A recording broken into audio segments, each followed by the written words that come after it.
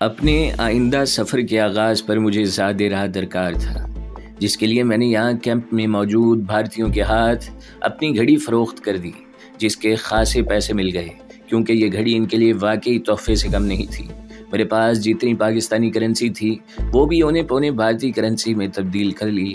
پھر اس کرنسی کو میں نے ایسے طریقے سے چھپایا کہ بعد میں 3-4 مرتبہ تلاشی کے سخت مراحل سے گزرنے کے باوجود یہ روپے بھارتی سپاہیوں کی دسترس سے محفوظ رہے۔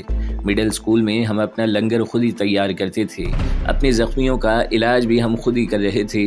دراصل مڈل سکول 1 دسمبر سے اسپتال میں تبدیل ہو چکا تھا، جہاں ہمارے شدید زخمی ساتھی موجود تھے جنہیں علاج معالجے کی سخت ضرورت تھی اور جو فیلڈ اسپتالوں تک بھی نہیں پہنچ سکتے تھے۔ ان لوگوں کا علاج ہمارے اپنے ڈاکٹر نامکمل ادویات اور سٹاف کی مدد سے کر رہے تھے۔ یہاں ہمارا قیام 15 روز رہا۔ اس دوران میرے علاوہ میرے قریباً سبھی ساتھی میرے ساتھ فرار ہونے پر تیار ہو گئے تھے، لیکن ہم سب کا یہی خیال تھا کہ ہم یہاں سے فرار ہو کر شاید زیادہ محفوظ نہ رہ سکیں۔ زیادہ بہتر طریقہ یہی ہے کہ بھارت پہنچنے کے بعد فرار ہوا جائے۔ اس بات کا ہمیں اندازہ ہو چکا تھا کہ بھارتی فوج ہمیں مشرقی پاکستان کے کیمپوں میں نہیں رکھے گی، کیونکہ تاریخ نے اس قوم کو پہلا موقع مسلمانوں کو ذلیل اور رسوا کرنے کا دیا تھا۔ اس سے یہ لوگ بہر صورت فائدہ اٹھاتے اور ہمیں اپنے پاس قید رکھ کر اپنی انا کی تسکین کا سامان فراہم کرنا ضروری سمجھتے تھے۔ 15 روز بعد شام کو ہمیں بتایا گیا کہ اگلے روز ہمیں روانہ ہونا ہے۔ اس کے ساتھ ایک بھارتی کرنل نے یہ احکامات بھی سنائے کہ ہم کون سا سامان اپنے ساتھ لے جا سکتے ہیں۔ اس سامان میں اپنا ذاتی بستر، یونیفارم، ایک پرائیویٹ کپڑوں کا جوڑا اور روزمرہ کی اشیاء شامل ہیں۔ رات کو جب میں بستر پر لیٹا تو آج پہلی مرتبہ عظمیٰ کی یادوں نے رلا دیا۔ بلایا تو میں نے اسے ایک لمحے کے لیے بھی نہیں تھا، میں اسے بھلا بھی نہیں سکتا تھا، بس شاید ایک بڑے سانحے کے نیچے چھوٹا غم دب کر رہ گیا تھا۔ عظمیٰ کو میں خدا کے سہارے معظم کی حفاظت میں چھوڑ آیا تھا۔ اس کے آخری خط سے تو مجھے یہی اندازہ ہوتا تھا کہ اس نے نومبر کے آخری ہفتے ہی میں یہاں سے فرار ہونے کے لیے پر تولنے شروع کر دیے ہوں گے اور عظمیٰ اس کے ساتھ ہوگی۔ میرے دل سے رہ کر ایک ہی دعا نکلتی تھی کہ خدایا ان کو اپنی امان میں رکھنا اور کم از کم عظمیٰ کو زندہ مکتی باہنی یا بھارتی فوج کے ہاتھ نہ لگنے دینا۔ میں اندازہ کر سکتا تھا کہ اگر خدا نخواستہ عظمیٰ کو ان لوگوں نے گرفتار کر لیا تو وہ اسے مکتی باہنی کو سونپ دیں گے، کیونکہ عظمیٰ مصلحتاً بھی بنگلہ دیش سے وفاداری کا اقرار نہیں کرے گی۔ وہ اپنے ارادے میں اٹل تھی اور جو کہتی تھی وہ کر گزرتی تھی۔ مکتی باہنی کے لوگ اسے پہچاننے کے بعد اس کے ساتھ جو سلوک کرتے، اس کا تصور ہی اتنا اذیت ناک تھا کہ میں نے کبھی سوچنا گوارا نہ کیا۔ مجھے یقین تھا کہ معظم اپنی پولیس تربیت اور مقامی زبان اور ماحول سے قدرے آشنائی کے بلبوتے پر انشاءاللہ اسے اپنے ساتھ ہی نکال کر لے جائے گا۔ ساری رات میں یہ سوچ کر کروٹیں بدلتا رہا کہ جب نیپال میں میری اور عظمیٰ کی اچانک ملاقات ہوگی تو وہ کیا محسوس کرے گی، میرے احساسات کیا ہوں گے، اور سب سے بڑھ کر ہمارے مشترکہ محسن معظم کے جذبات کیا ہوں گے۔ شاید اس لمحے اسی سوچ نے میرے عزم کو مزید مہمیز لگائی اور میرے فرار کے ارادے میں اور پختگی پیدا ہو گئی۔ صبح ناشتے کے فوراً بعد بھارتی فوج کی ایک سیکشن ان کے کرنل کی کمان میں اندر گھس آئی۔ ان لوگوں نے باری باری ہمارے سامان کی تلاشی لینا شروع کی اور ہر ضروری شے کو غیر ضروری قرار دے کر الگ کر دیا۔ بہرحال بہت سی ضروری چیزیں پھر بھی محفوظ رہیں، جن میں بھارتی کرنسی بھی شامل تھی۔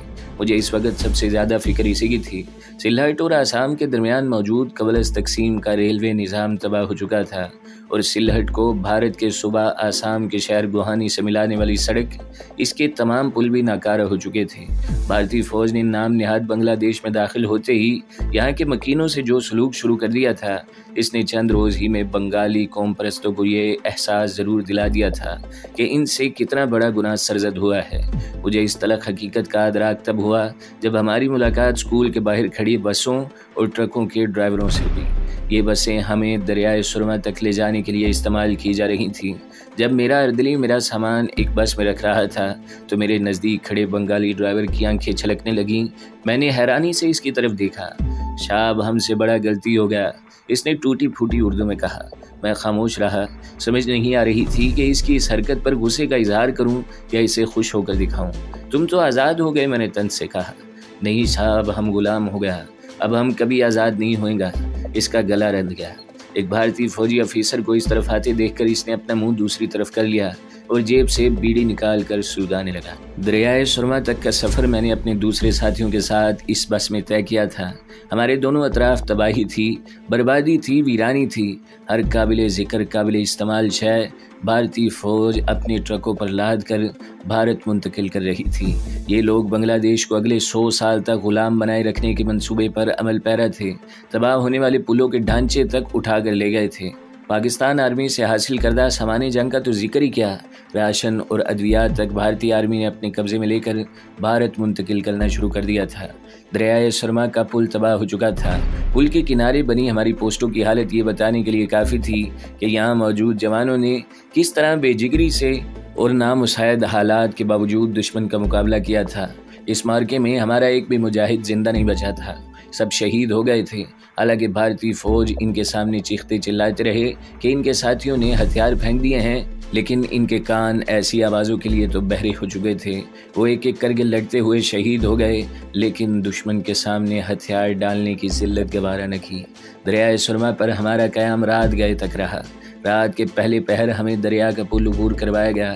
شاید بھارتی دن کی روشنی میں ہمیں بھارت پر سفر کروانے سے احتجاج برت رہے تھے۔ یہ سفر ہم نے بنگلہ دیش کی بسوں پر ہی طے کیا تھا، جنہیں بھارتی فوجیوں کے تیار کردہ کنٹینروں کے پل پر سے گزارا جا رہا تھا۔ یہ پل بھی بھارتیوں نے بنگلہ دیش کی لوٹ کھسوٹ کو بھارت منتقل کرنے کے لیے تیار کیا تھا۔ بھارتی علاقے میں پہنچنے کے بعد ہماری بسوں کو ایک جگہ کھڑا کر دیا گیا۔ بسوں کے گرد گرد بھارتی فوج کے ٹرک دائرے کی شکل میں کھڑے تھے، جن پر بھارتی فوجی گنوں کا رخ ہماری طرف بسوں کی طرف کیے ٹریگر پر انگلیاں رکھے ہمیں گھور رہے تھے۔ پہلے تو میں نے یہی سمجھا کہ اب یہ موذی ہمارے ساتھ وہی سلوک کریں گے جو ان کے بزرگوں نے ہمارے اسلاف سے کیا تھا، لیکن ہمارے ساتھ موجود فوجی قافلے کے ہندو کرنل نے ہماری بسوں کے نزدیک آ کر اعلان کیا کہ ہمیں رات یہی قیام کرنا ہے اور بسوں سے باہر نکلنے کی اجازت بھی نہیں ہوگی۔ اس کے اس غیر قانونی اور انتہائی توہین آمیز حکم پر میرا خون کھول اٹھا تھا۔ دراصل اس قافلے میں جب دریائے سرما عبور کرنے کے لیے ہمیں دوبارہ بسوں میں منتقل کیا جا رہا تھا تو کمانڈوز کے 2 افیسر بھارتی فوج کی آنکھوں میں دھول جھونک کر فرار ہو گئے تھے، اور جاتے جاتے انہوں نے اپنے راستے میں آنے والے ایک بھارتی فوجی کی گردن بھی کمانڈوز کے مخصوص انداز میں جھٹکا دے کر زندگی کی قید سے آزاد کر دیا تھا۔ شاید اس نے شور مچانے کی کوشش کی ہوگی۔ بھارتیوں کو خطرہ تھا کہ یہی حرکت اب ہم بھی دہرائیں گے۔ بھارتی کرنل کو اس کے جوان کی بزدلانہ موت اور ہمارے آفیسرز کے دلیرانہ فرار نے بوکھلا کر رکھ دیا تھا، جس کا اظہار اس کی طرف سے ہونے والی عجیب و غریب حرکتوں سے ہوتا رہا۔ اس نے ہمیں وارننگ دی کہ اگر کسی نے رات کے اندھیرے میں فرار ہونے کی کوشش کی تو اسے گولی مار دی جائے گی۔ یہ حکم سراسر غیر قانونی تھا۔ جنوا قوانین کی روح سے ہر جنگی قیدی کو فرار ہونے کا حق حاصل ہے اور اس پر گولی نہیں چلائی جا سکتی، لیکن دنیا میں ازل سے یہی ہوتا آیا ہے اور اب تک یہی ہوتا رہے گا کہ جس کی لاٹھی اس کی بھینس۔ یہاں صرف طاقت کی زبان ہی قانون کی زبان سمجھی جاتی ہے۔ ہر طاقتور کو یہ حق حاصل ہے کہ وہ جب چاہے اور جس طرح چاہے اپنی مرضی کے قوانین بناتا اور اس پر عمل کرواتا رہے۔ بھارتی کرنل نے ہمارے ساتھ شیلانگ پہنچنے تک ہر ممکنہ غیر اخلاقی اور غیر انسانی حرکت کا مظاہرہ کیا۔ ہمارے قافلے کو جان بوجھ کر پبلک مقامات پر کھڑا کیا جاتا، جہاں بھارتی شہری ہم پر پتھر پھینکتے، ہمیں گالیاں دیتے، ہر ممکن طریقے سے ہمیں اشتعال دلایا جاتا۔ ہم متعدد مرتبہ اس حرکت پر احتجاج کر چکے تھے، لیکن اس کے کان پر جو نہیں رینگتی تھی۔ شاید ان لوگوں کو ہائی کمان کی طرف سے ایسی ہدایات ملی تھی کہ ہمیں ہر ممکن روحانی اذیت سے دوچار کیا جائے۔ خدا کا شکر ہے مجھے بھارتی کیمپوں میں بمشکل چند راتیں گزارنا پڑی۔ جن لوگوں نے وہاں لمبا عرصہ گزارا، میں تصور کر سکتا ہوں انہیں کس ذہنی جسمانی عذاب سے دوچار ہونا پڑا ہوگا۔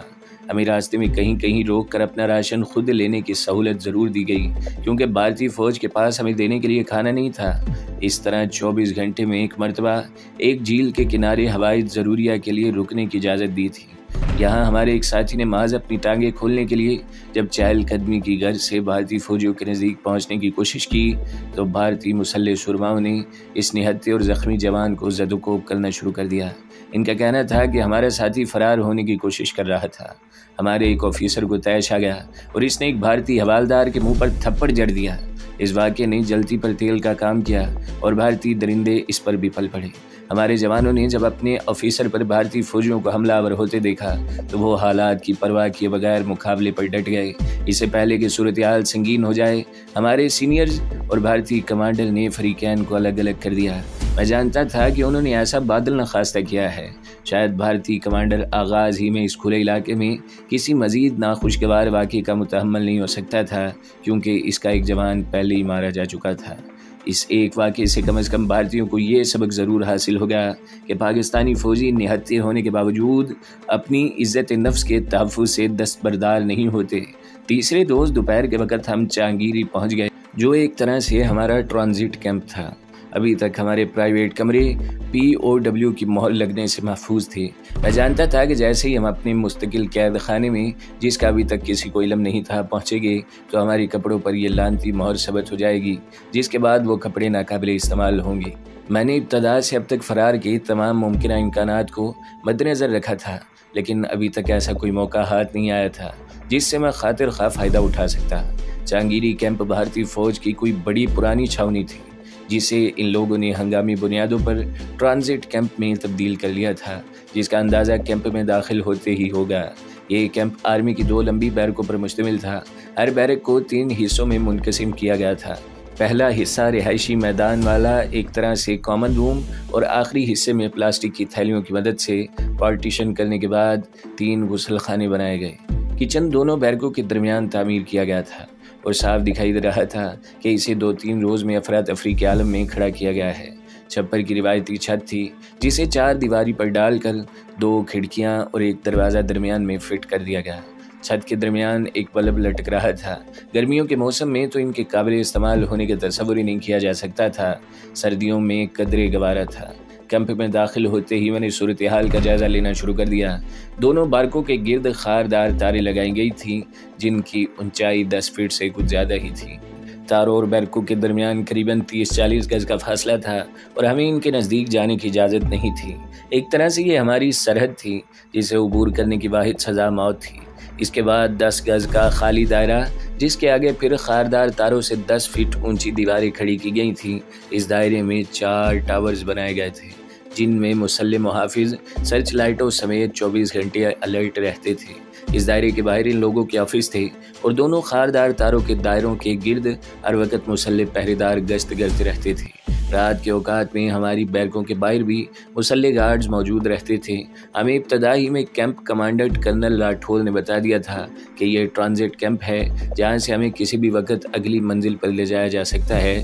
اس طرح ایک بات تو اس نے ہمیں ذہن نشین کروا دی تھی کہ یہاں سے ہم سرنگ لگا کر فرار نہیں ہو سکتے، کیونکہ سرنگ لگانے میں جتنا عرصہ درکار ہے، اس سے پہلے یہ لوگ ہمیں یہاں سے نکال کر لے جاتے۔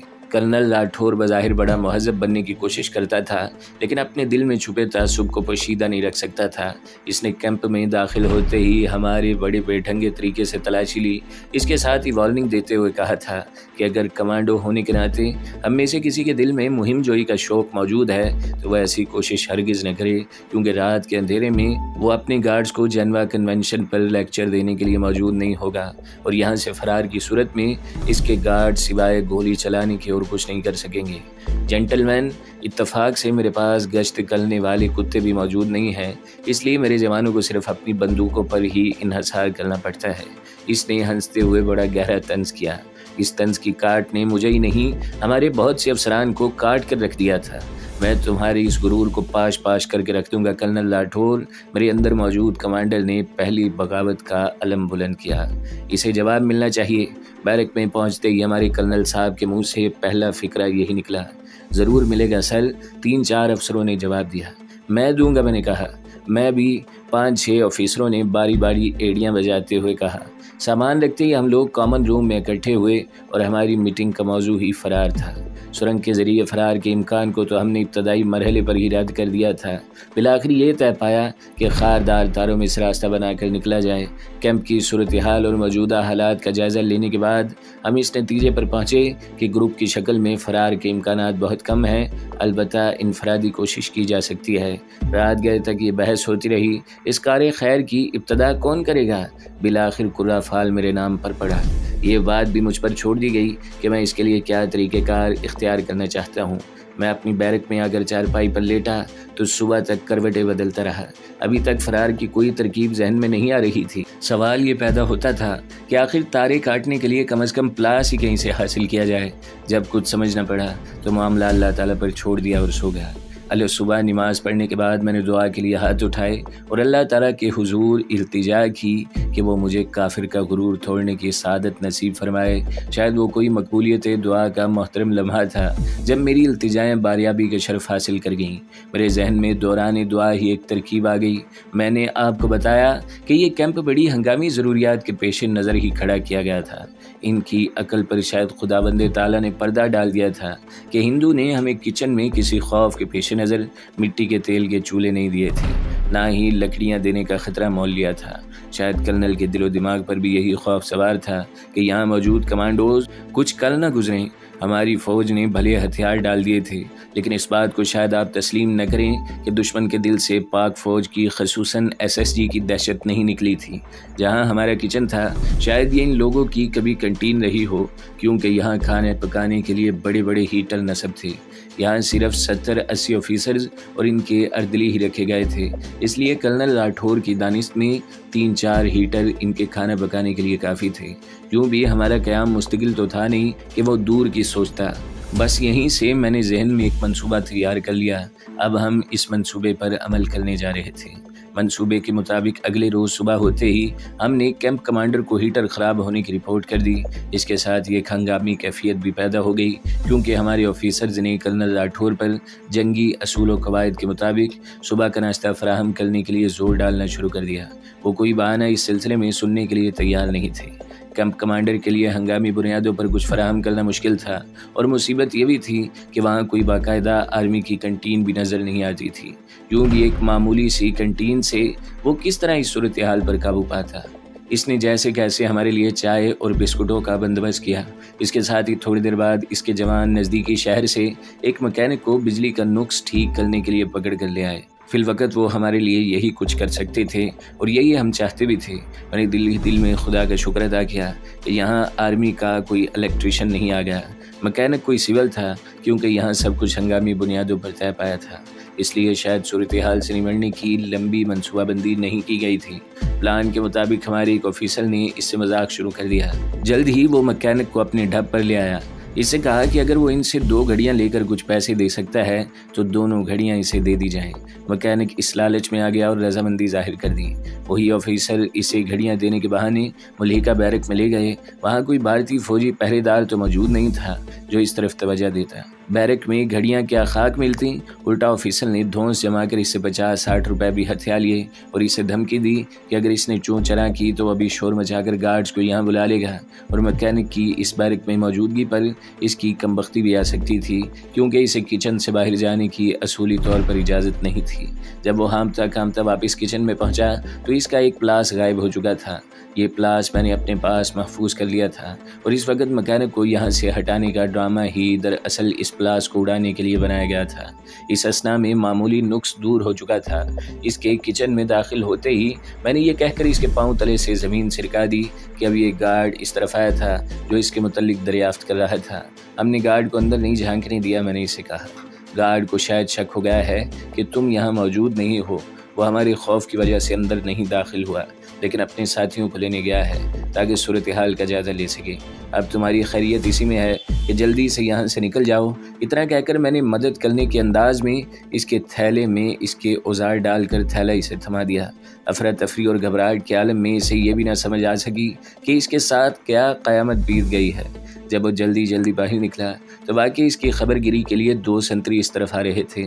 مکینک نے سنتریوں کو دیکھتے ہی اپنے ہونٹوں پر زبردستی کی مسکراہٹ چپکا لی اور ان کے کچھ دریافت کرنے سے پہلے ہی انہیں جلدی بتانے لگا کہ اس نے ہیٹر ٹھیک کر دیے ہیں۔ وہ اس صورتحال سے فوراً اپنی جان چھڑانا چاہتا تھا اور بہت تیزی میں دکھائی پڑتا تھا۔ سنتری بھی اس کے ساتھ ہی واپس چلے گئے۔ چند منٹ بعد ایک کیپٹن اور 3 گارڈ اس طرف آتے دکھائی دیے۔ ایک مرتبہ تو میرے پاؤں تلے سے زمین ہی سرک گئی اور یہی شک گزرا کہ اس کمبخت نے شاید اپنے ساتھ ہونے والی زیادتی ان لوگوں کو سنا دی ہے اور اب یہ اپنے شک کی تصدیق کرنے آئے ہوں گے۔ لیکن خدا کا شکر گزرا کہ صورتحال اس کے برعکس تھی اور یہ لوگ صرف صورتحال دریافت کرنے اور یہ دیکھنے آئے تھے کہ ہماری شکایت کا ازالہ ہو گیا یا نہیں، اور پھر وہ مطمئن ہو کر واپس چلے گئے۔